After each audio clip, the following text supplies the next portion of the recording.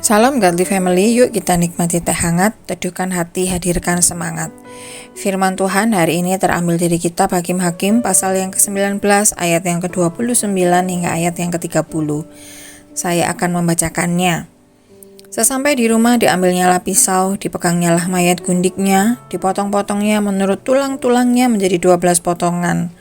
Lalu dikirimnya ke seluruh daerah orang Israel.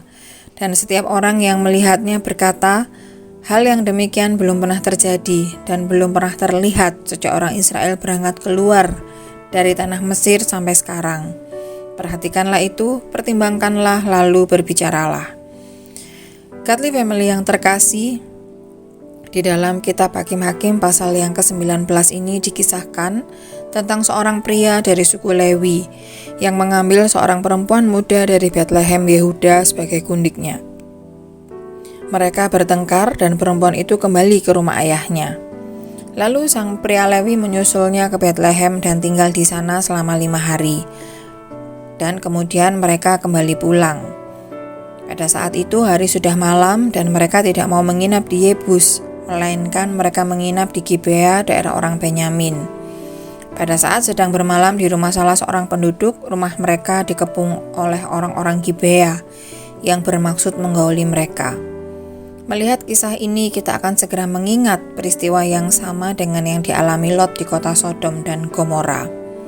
Lalu selanjutnya, hal yang lebih bobrok lagi adalah sang pria Lewi itu kemudian membiarkan gundiknya keluar dan diperkosa hingga meninggal dunia.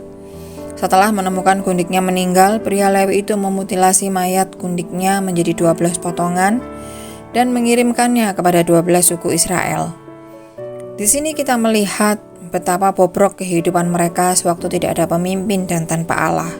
Mereka hidup demi memuaskan hawa nafsu dan melanggar kekudusan hidup sebagai umat Tuhan. Pertama-tama adalah pria Lewi yang mengambil seorang wanita sebagai gundik. Lalu kemudian perilaku orang-orang Gibea yang mirip dengan penduduk Sodom dan Gomora.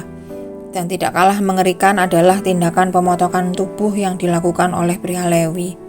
Ini menunjukkan betapa merosotnya moral bangsa Israel pada masa hakim-hakim.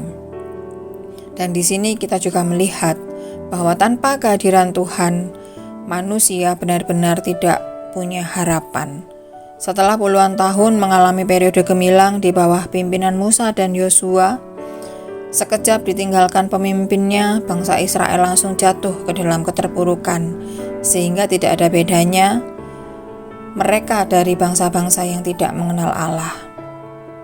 Sama seperti Israel, kita hidup di tengah masyarakat yang cenderung menentukan kebenaran dan moralitas sendiri. Kita juga seringkali hidup dengan mengabaikan firman Tuhan. Kristus tidak lagi menjadi pusat dan otoritas utama dalam hidup kita. Ketika Kristus tidak lagi menjadi pusat dan otoritas utama dalam hidup kita, maka kita rentan untuk jatuh ke dalam keegoisan, jatuh ke dalam ketidakpedulian, dan jatuh ke dalam dosa-dosa yang dianggap biasa oleh dunia. Karena itu kita tidak bisa dibiarkan sendirian di dunia ini. Ketika kita dibiarkan sendirian, maka kita akan mengikuti arus dunia ini, dan kita tidak akan pernah tiba pada keselamatan yang Allah berikan. Karena itulah Allah memberikan anaknya yang tunggal untuk menebus kita, supaya pada akhirnya kita memiliki jalan agar tiba pada keselamatan yang dari Allah, sehingga kita dapat hidup sesuai yang Allah kehendaki, dengan menjadikan Dia yang utama dan yang terutama di dalam hidup kita. Dan hidup kita pun berkenan bagi Allah, serta menjadi kesaksian yang baik bagi sesama. Mari kita berdoa.